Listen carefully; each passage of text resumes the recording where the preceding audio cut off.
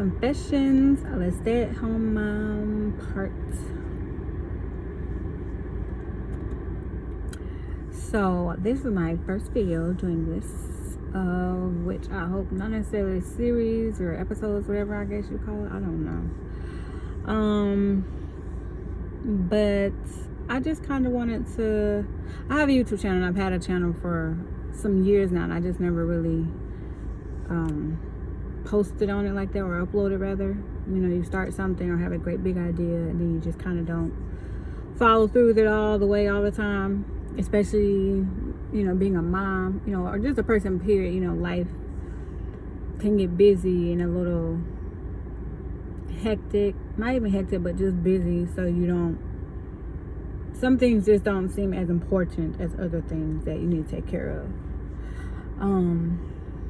But I am a little nervous right now. And I guess it's because, like, for me, all right, confessions of a stay-at-home mom, to me, will be just my thoughts, my feelings about things of just everyday life as a stay-at-home mom, ups and downs, things that I have overcome or are possibly sometimes going through, learning to go through, learning to just be more accepting of my own self in a lot of ways, and a lot of things just about myself and my image of things per se. Like, even just now with this very first video, like, it's been on my mind and my heart a while to do something on YouTube, you know, because I am very, I don't want to say spiritual in the sense of like crystals and sage and stuff, but I am very spiritual in my relationship, and purposeful in my relationship with God and Jesus, and just embodying the fruits of the Spirit and living righteous and forsaking things that I know will keep me from heaven or keep me from doing what God would have me to do in His will for my life. So that's one of the main reasons I wanted to start Confessions of a Stay-at-Home Wife, because I think sometimes, as let alone a woman, as a person, but as a wife, and then to be a stay-at-home mom, whether you worked before or never worked, and then you come into this, you start to realize more things about yourself that sometimes, at least for me, are not always easy to vocalize and say, whether to your partner or friends that you have. So starting off, so I'll just start with things that have recently been on my mind, or that I have recently felt, I really feel like a little ball in the pit of my stomach doing it. But so for me, I think I was probably like 13, 14, 15, somewhere around there. And I'm looking around, y'all, and then also thinking, I'm sitting in the parking lot in the back of Perkins, doing this video today. But at a young age, I kind of already knew that for my life, I did want to be a stay-at-home mom. I wanted to be able to take care of my kids at least the first 5 years of their lives before sending them off to school. But as I continued, which I didn't become a stay-at-home mom until after my second child, my son. Excuse me for all these ums. I didn't become a stay-at-home mom until my second child, my son. So 5 years now. And my goal in at that age anyways, or, you know, growing up, was like, I'm going to stay at home with them until at least they're 5 and go home to school, because I don't want to put them in daycare and all that stuff, and I don't want to miss all the first steps and so many of the first. Excuse me.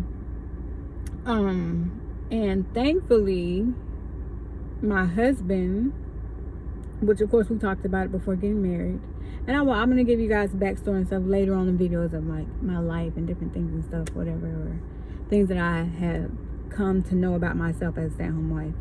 Mom, and as a woman, as a wife.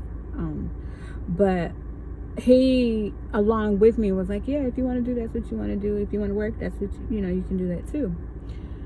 So I knew very early on that this is what I wanted for my life and for my children, at least up until the age of 5. But then as I began to stay home with my son and my daughter, who is now 7, my oldest, I realized, like, I don't want to go back to work. I actually like being home with my kids. I enjoy spending time with them. I enjoy teaching them at home because I worked at the Boys and Girls Club. I did some tutoring through them at different schools, which at the Boys and Girls Club meant I was doing power hour, what we called it. Excuse me, and I'm sorry if you can't see me too well. I'm in Florida, so it's really bright and sunny here. This is where I live. But power hour, so we would help kids with homework.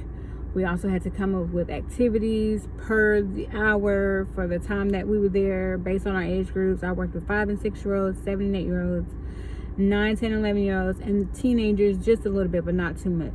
Which for me, teenagers, I love teenagers. Older kids, now that I'm older and I know more about myself, I actually enjoy working with kids of all ages, or I wouldn't mind speaking to them, mentoring them, whatever. But at the time, I was not comfortable with teenagers at all. You can't really tell from this video, but I'm a little small person. I'm not like skinny or nothing like that. At least not anymore. But that's another story.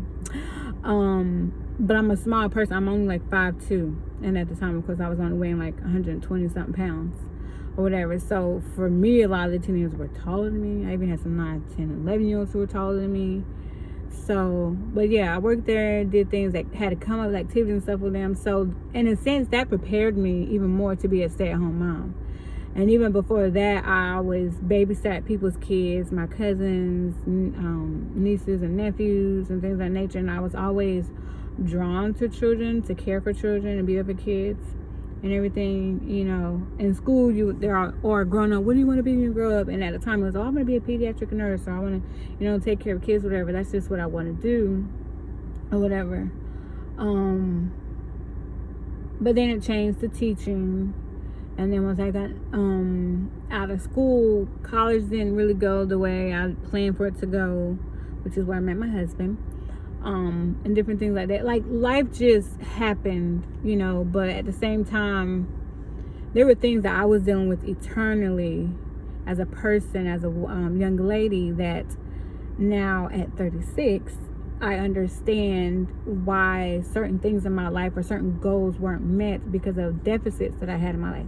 Please don't pay attention to my nails. My little girl painted my nails and I just didn't bother taking them off, and then I was busy. But anyways, I now realize that I have had certain deficits in my life that created holes in my heart, created holes in my mind, in my personality, in a sense that I didn't accomplish certain goals that I set out for myself, or feel failure, that I I guess I wasn't really equipped to meet certain goals because, like, nothing to my mom, no shade to her, because we've had these conversations plenty of times before, but she could only give me what she was given as a young lady and as a mom. And my mom lost her mom at a young age. I believe my mom was around 21 when she lost her mom. So as I got older, and I want to say my son was probably like, he's 5 now, so he was probably about 3 or 4, I want to say, when I really started to just devote myself and my life and my heart to God for myself, and not just go to church because people were telling me to go to church. It was the right thing to do. I was raised to be in church. You're supposed to have a relationship with God, blah, blah, blah, X, Y, and Z. But because I intentionally saw the path of my life in my own mental state, that I was just like, I am not happy, like, with myself. I'm not happy, which in turn made me not happy with my life. It wasn't that I wasn't happy with the people in my life, or at least all of them, my husband and my kids per se, and certain other people, but I wasn't happy because I wasn't happy internally with myself. So for me, with my mom, again, she gave me what she could. She taught me how she could and things like that. But I also learned at an early age, learned my coping skills from whatever I made up for myself, or whatever I saw on television. Like, I told my husband probably like a month or so ago that I learned to cope, or my world was shaped by Saved by the Bell, like the TV shows I grew up on before catching the bus for school. Saved by the Bell is the main one that comes to my mind. Or after school programs, Cosby Show and different things like that. I can't really remember too much, but like a lot of those are the movies way back from like the 80s and 90s. So for me, my mind, I really created a fantasy life, or I strive to have a life of what I saw on TV, what I saw in movies, which in all honesty is not ideal whatsoever in real life. Like, you may have different facets or area of it that are like that or can be like that in your life, but not realistically. So I had to relearn how to, be happy, in a sense. Be happy, and be happy with myself. Be happy with my flaws. Be happy with the things I didn't learn how to do or behave or whatever, like myself. And I say that to say, as a stay-at-home mom, I had to learn to, like you grow up with friends, middle school, elementary, high school and stuff, but they're the friends you only have in school, not outside of school, or you go hang out and stuff like that, which for me, that was difficult for me to foster those kind of relationships, because my mom was really strict and protective of us, partly because I did lose my brother at a young age. I was 12 at the time, 13, and he was too. Our birthdays overlapped, so we would be the same age for like a few weeks, and then I would turn the year older than him. So I know part of that, my mom was real protective, so she really, no, you can't go to nobody's house, no, you can't do this. And we grew up in a very apostolic church where we were wearing skirts all the time, no jewelry, no pants. I couldn't wear short sleeves, like things like these. My sleeves had to be way down here. Shirts had to be, I had to do this, and my shirt was there, it was too low and too revealing and stuff like that. So I grew up very sheltered in a lot of ways, on top of creating my world through movies, through television shows, through rose-colored glasses, as they would say. Rose-colored lenses, I think it is. And for very much of my life, I expected my life to go that way, to be exactly how I pictured it to be and to become. And once I reached a certain age and realized it's not this, I didn't know how to cope. I wasn't taught coping mechanism skills, partly because my mom worked a lot to provide for us and to care for us. She was a single mom for quite some time, and then she got married, and even then she still worked a lot. I think it was just in her nature to just work so that we had. And we didn't have the best of everything. We shopped at Walmart, we were at Save a Lot, Winn-Dixie, and different places like that and stuff. So to not have her at home with me, or to be able to talk to sometimes and teach me how to, I guess, know people, know myself, let alone, it was hard for me growing up to get a gauge on people and how to read people, and understand friendships, and to not put such high expectations on people, like the movies, the televisions and stuff like that I was watching. So fast forward to me, graduating high school, which I had some really great friends in school. I lost like 2 of my friends right after high school who passed away, unfortunately. But I did have a good group of friends, at least when I got to school, that I connected with and I was cool with. And yes, we were the nerdy ones. I wore glasses then and wear glasses now. Wear my hair in buns all the time, or maybe straighten curls, whatever, so. And I'm not ashamed to say I was one of those like nerdy type churchy girls, because that's just, who I was. And reflecting back on it, it was who I was. And even though then I did have moments like, I want to wear pants, I wish I could do this and go there and go to the games and stuff like other people, I'm kind of grateful I didn't, now that I look back, because it's taught me things about myself that I can reflect. And even if I did go and was part of it, I'm sure I still could reflect and learn things about myself. But yeah, so those experiences in school, it still taught me how to be a good friend and to have good friends. But I can say, like, me and my sister, we have the same mom, we have the same dad, but we are two very completely different people in the groups of people we hang with or have hung with, and how we live our lives, how we just go about just everyday life stuff. And as I got older, and a few years back when I started having these realizations about myself and my happiness and stuff, I started with my mom and I started with my sister and I think a few other people to apologize about how I had behaved, how I carried myself, how I used people, how I expressed myself, because a lot of times I did a lot of things out of anger, frustration, not knowing how to express myself. Again, to say that, to go back to with my mom, she only gave me what she could give me. A lot of times as a child or a young adult, I would go to my mom to have conversations about my feelings or things that happened, things I saw in my church, at school, at home. And sometimes, if not a lot of times, I felt like those conversations turned around to be like I was wrong in what I felt. I was wrong in those emotions. So in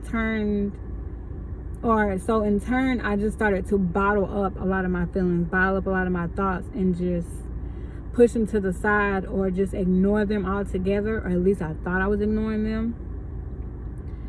But it manifested into other things and in other ways.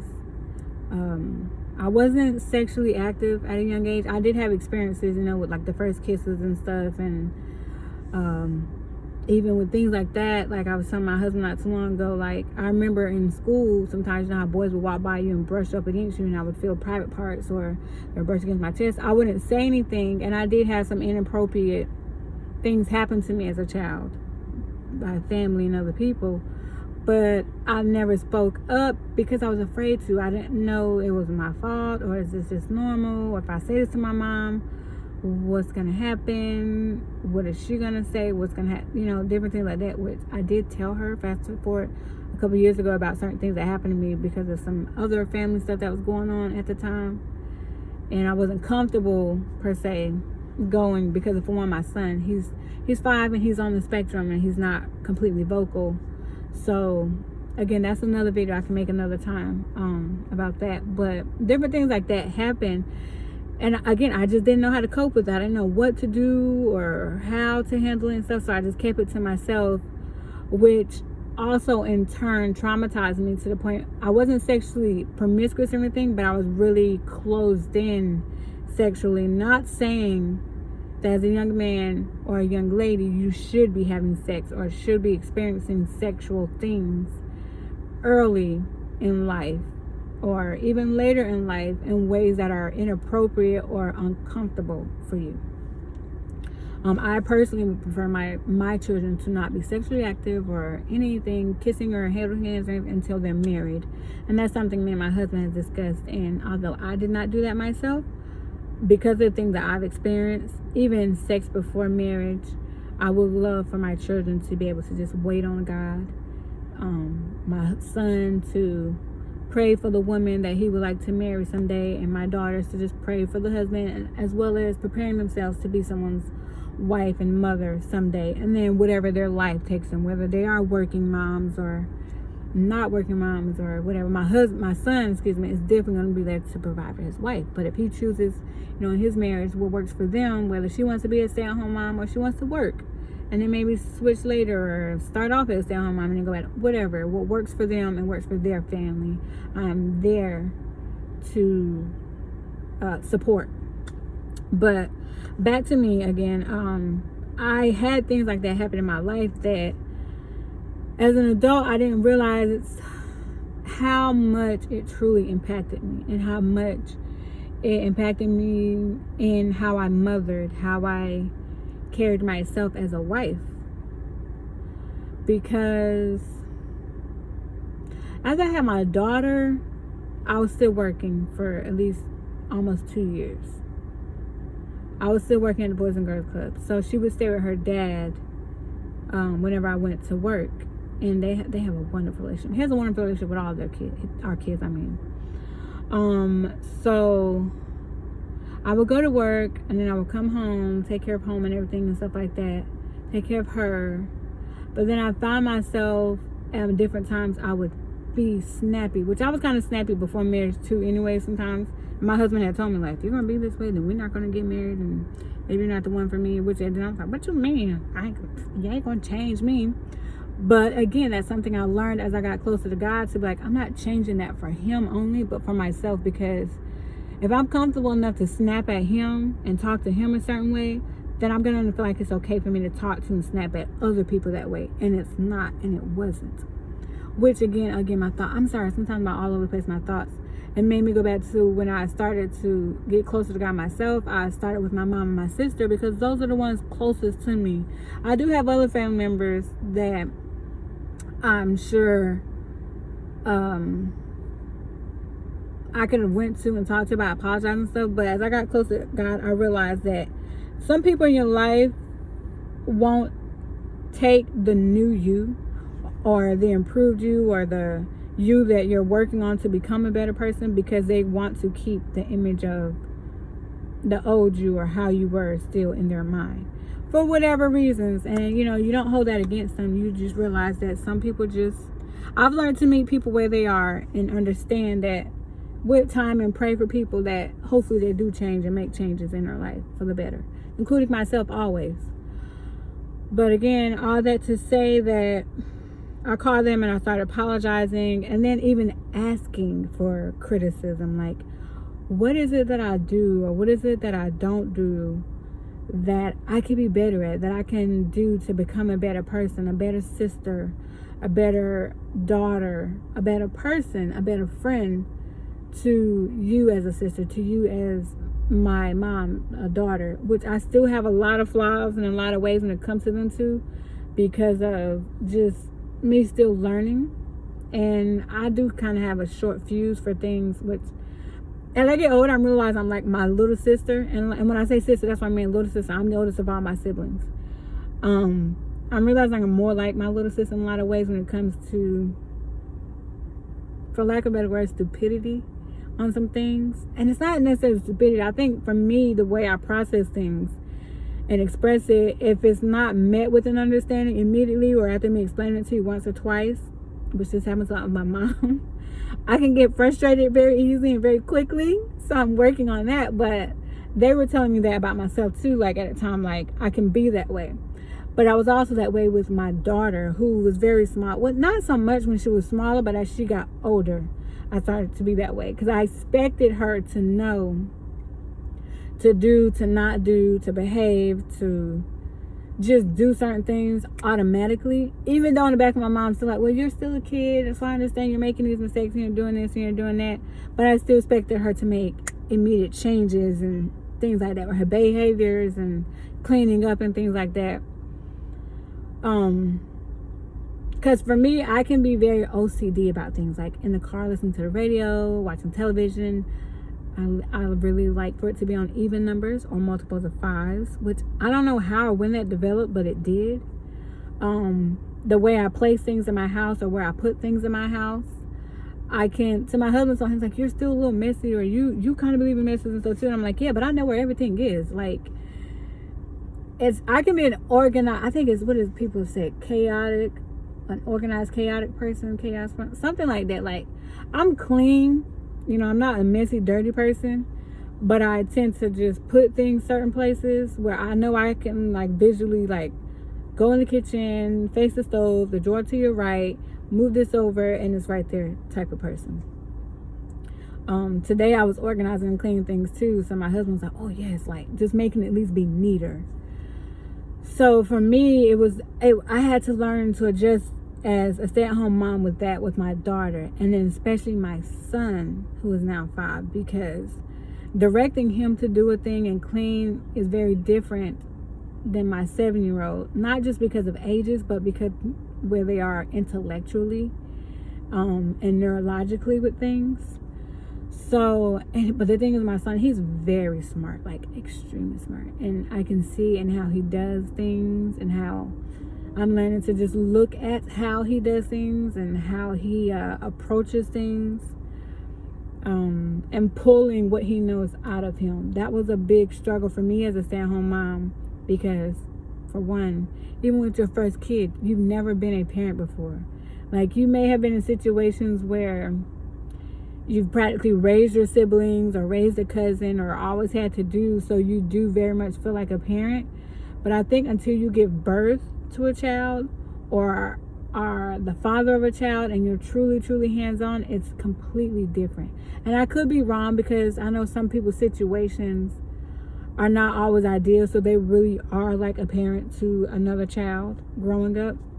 But becoming a parent on my own, with that first child, second child, third child, like, I've learned to have so much more grace with myself, to realize, Keisha, you have never had a kid before when you had your one. You've never been a mom of two before. You have never been a mom of three before. So don't stress on being so perfect or so with everything and methodical.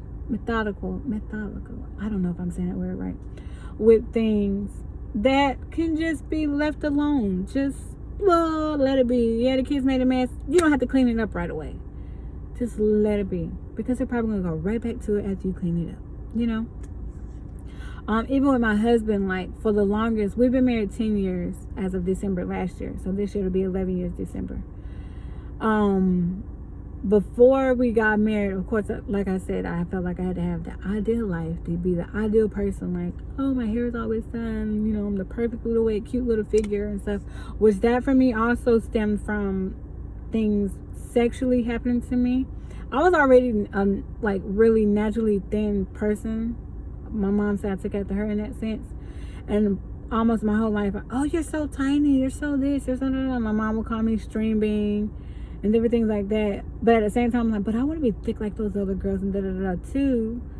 So again, media, TV, real life people. Like, my little sister has always been thicker than me or more curvier than me, although now I think we're basically pretty even.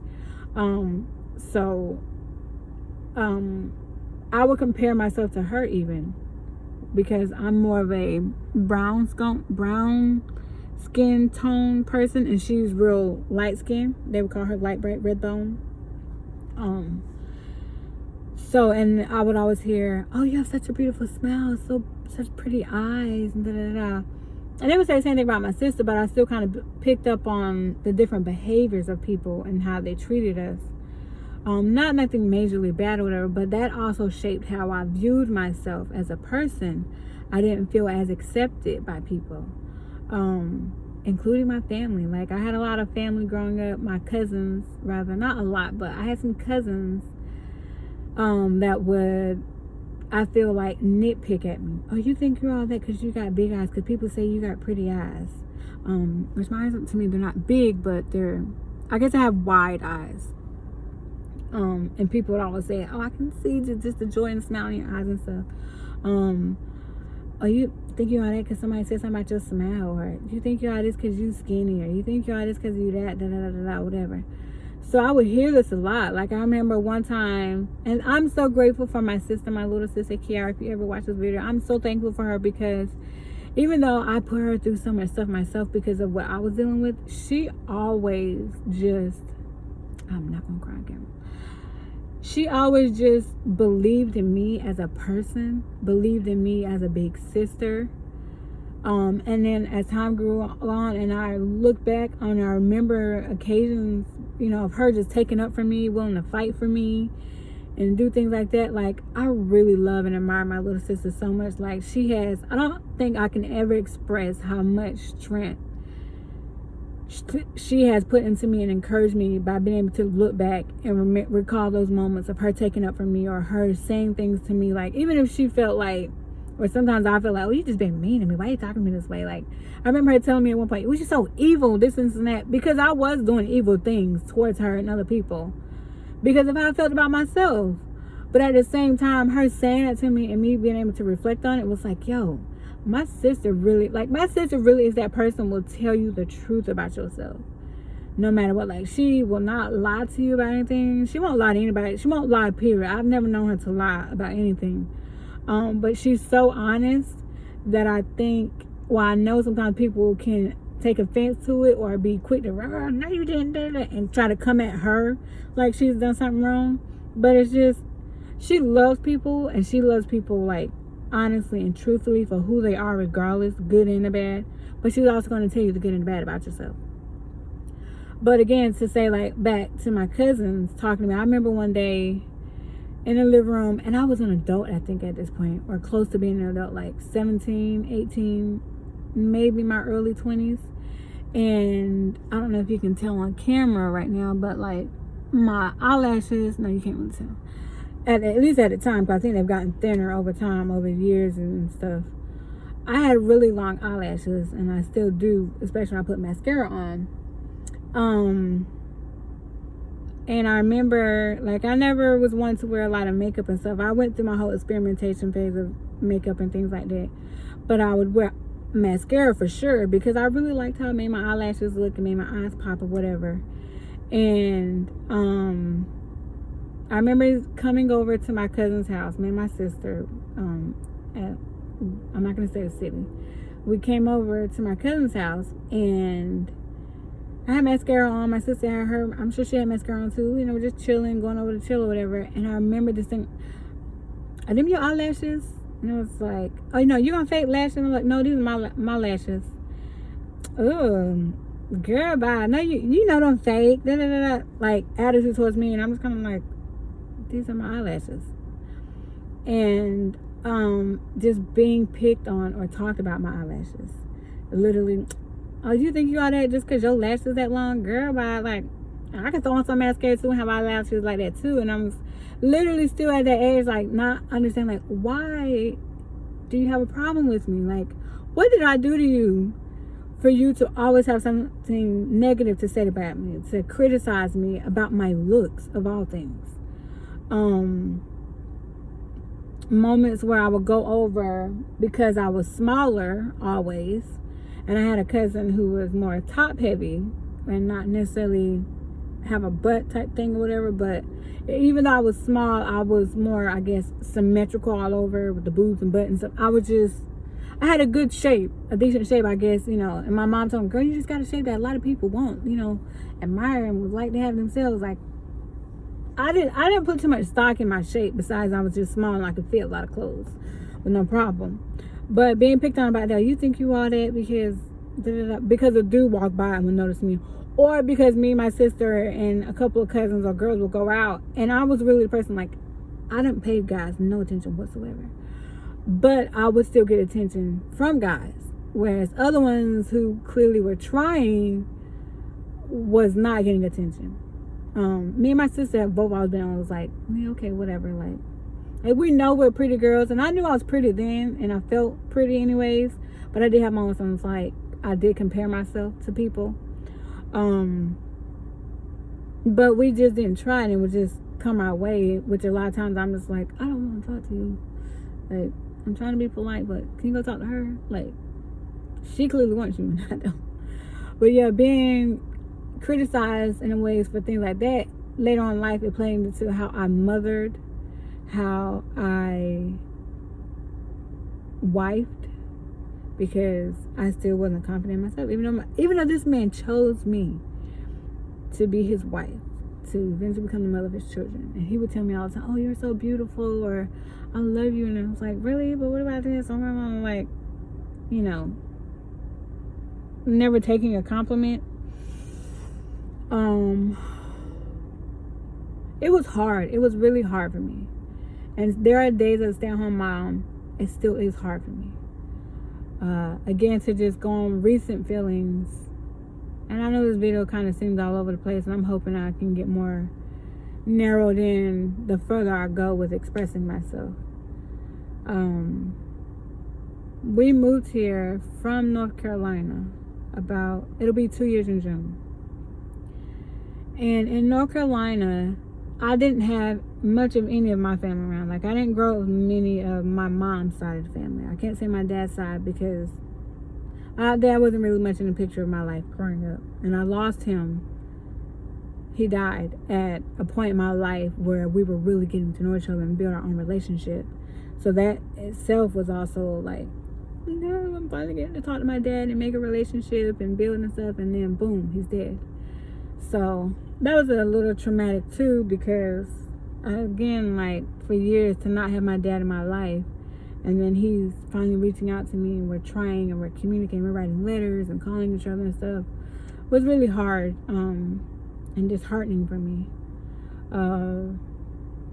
because I think a lot of people realize, and then a lot of people don't realize, having a father in your life, girl or boy, but as a young lady, is really important, because he teaches you your value as a young lady. Because your mom can teach you these things, she can show you these things and stuff too, but I think it's something about a man being there for his daughter to instill that in her, to instill in her how to be strong, to be aware of herself, to know boundaries, because I did not set boundaries for people in my life. I didn't know how. My mom was always working and stuff and everything like that, so I was just kind of like winging it my whole life.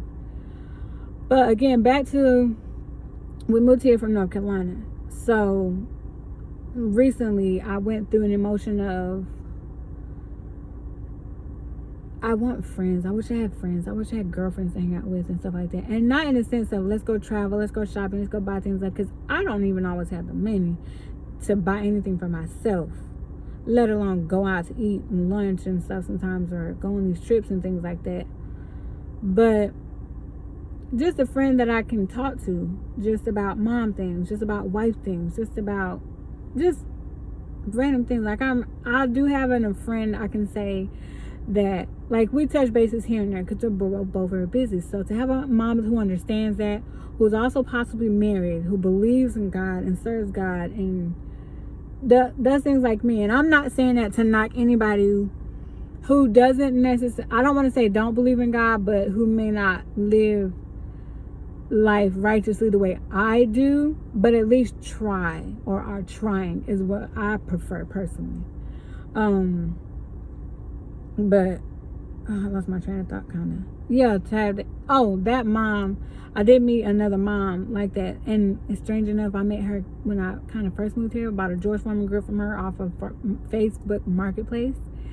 And I didn't know anyone here, so I went to the hospital, and it was near, like, when COVID was going on a little bit still, so you couldn't have people in the hospitals and things like that. So mind you, I was in labor, going to the hospital and everything, having a baby, and my husband couldn't be there in the room with me along with my 2 kids. So I was alone, but I was able to call her, and she came at 1 something in the morning to be with me, so I would not be alone. Again, because we just weren't comfortable leaving our kids with someone we didn't know, because I really didn't know her. I think I knew her all of maybe a month at that point. And then my son, being on the spectrum and everything, we just didn't want her to be uncomfortable with him at the time, because he was very much kissy all over people. Excuse me. But again, to have friends, that's a feeling I was having lately. Sometimes I have moments where I feel alone, or have felt lonely, because I feel like the connections, again, this goes back to NC a bit, because besides my mom and my sister, my own natural birth family, I've never truly felt close to. And I think a part of that is because I was born in New York, Rochester, but we moved to North Carolina when I was about 7-8 years old. So a lot of my family was my stepdad at the time's family, which from them I also received criticisms so much more than what I felt loved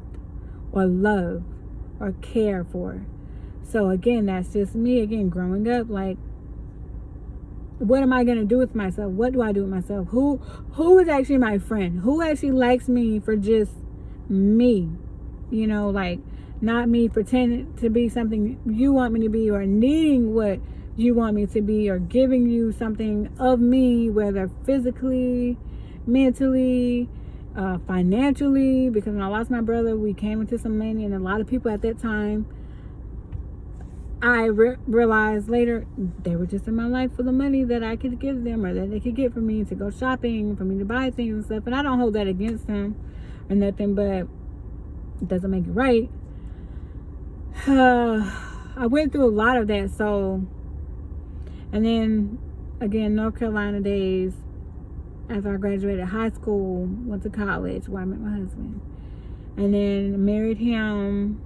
And even before marrying him, getting to know his family, I went through a couple of things. I wouldn't even say a couple, a lot of things with that, with his mom, which thankfully we're on better terms. I would like for it to get a lot better, but I feel like I'm just going to keep praying for her in that situation.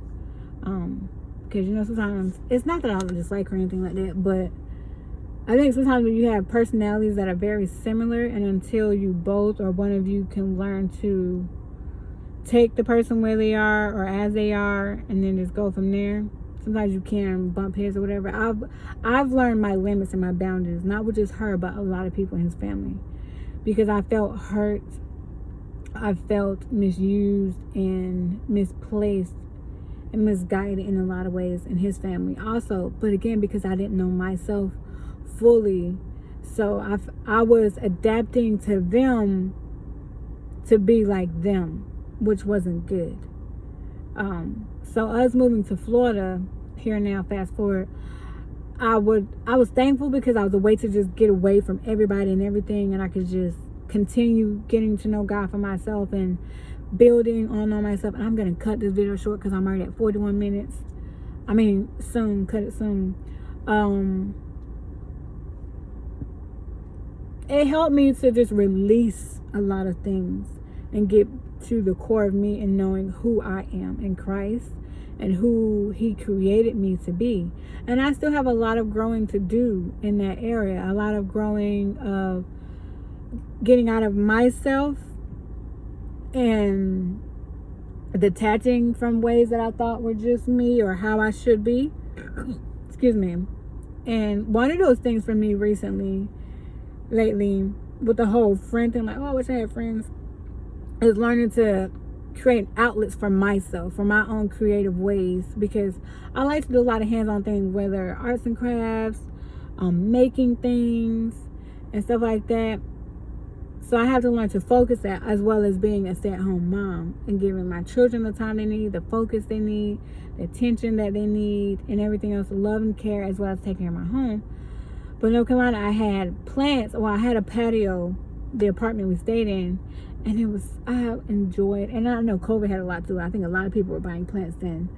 I had plants, and I basically was creating my own oasis, and it brought me so much joy and happiness inside, because for the longest, like, I would think about plants, and I wanted to do plants. I wanted to have my own garden stuff, but I was like, I don't know, I've never done, I might kill my plants.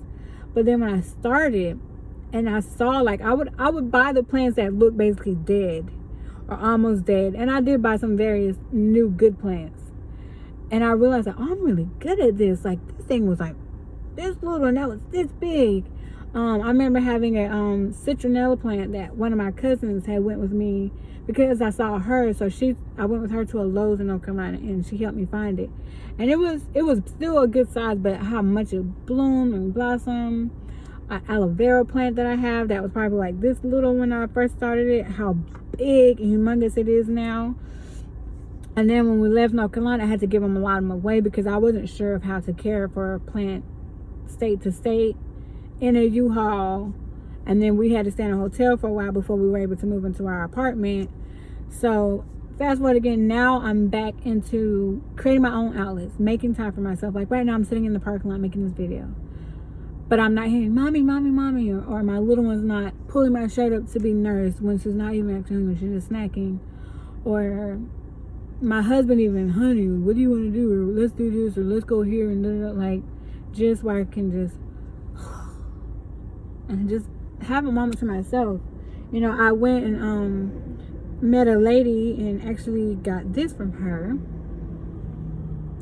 So I'm gonna wait for this to root and pot this, which I love plants. So I'm getting back into planting, and I love how I can even see a new one coming on. Like, it brings me so much joy to see life growing, not just within myself and in my body and stuff, but living here in Florida, like we go on a lot of walks as a family, and there's so many beautiful trees and just foliage everywhere you go that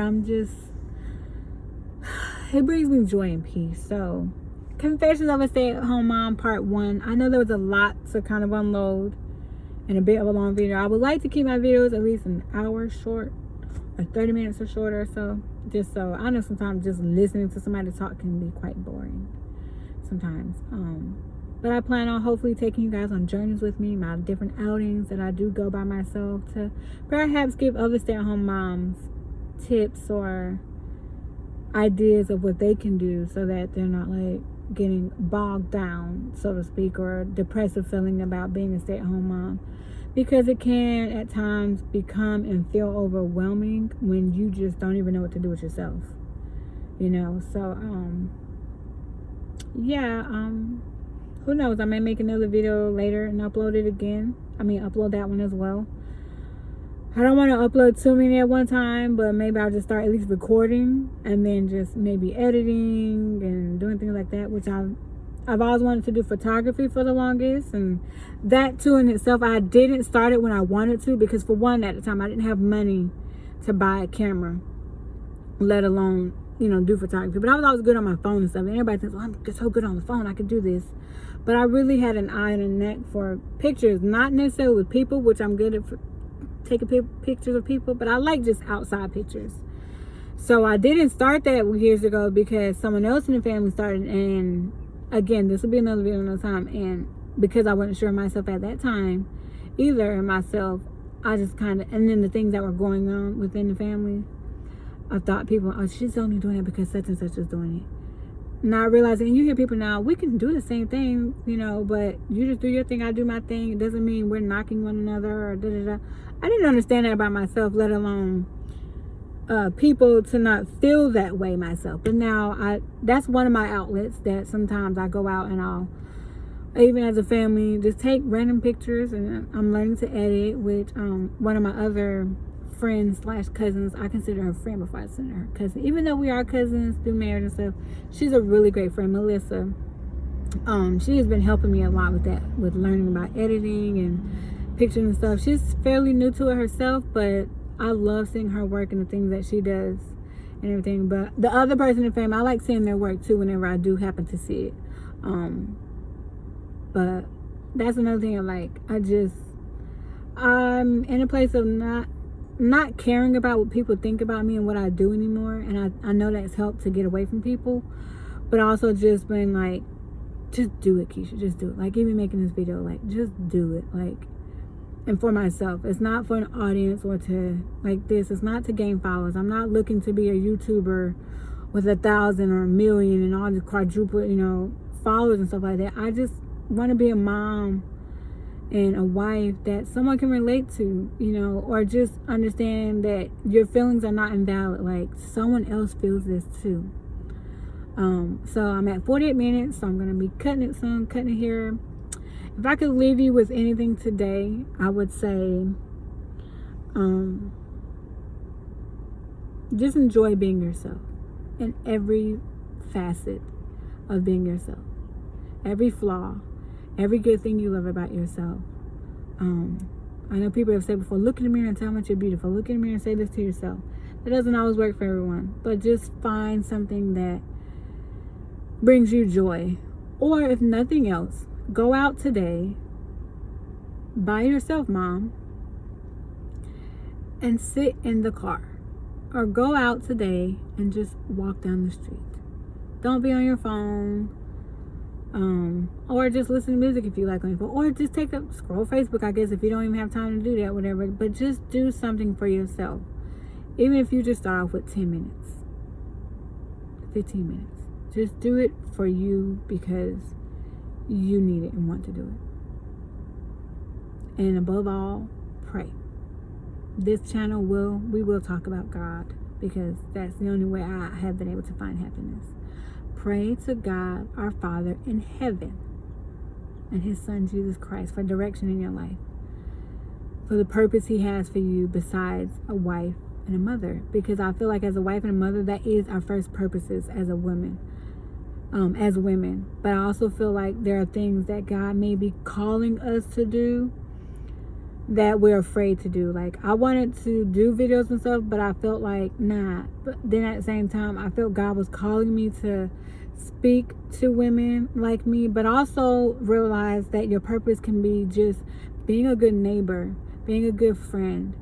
You never know who's watching you as a wife and a mother, who may be aspiring to be just like you as a wife and a mother, or at least what they think you are, because no one really knows what we go through every day in our minds or different things and stuff like that.